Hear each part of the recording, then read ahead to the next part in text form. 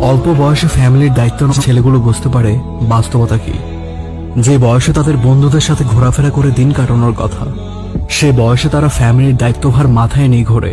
একমাত্র তারাই বোঝে জীবন কি।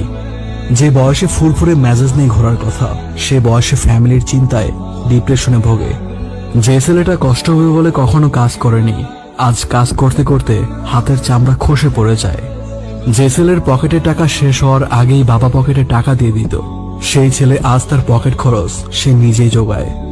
একটা সময় পর বুঝতে পারে ভাই বন্ধু কেউ পাশে থাকে না, মন খারাপ হলে তাদের পাশে কেউ থাকে না। অল্প বয়সের ফ্যামিলির দায়িত্ব নেওয়া ছেলেগুলোই দেখে পৃথিবীর মানুষের আসল রূপ।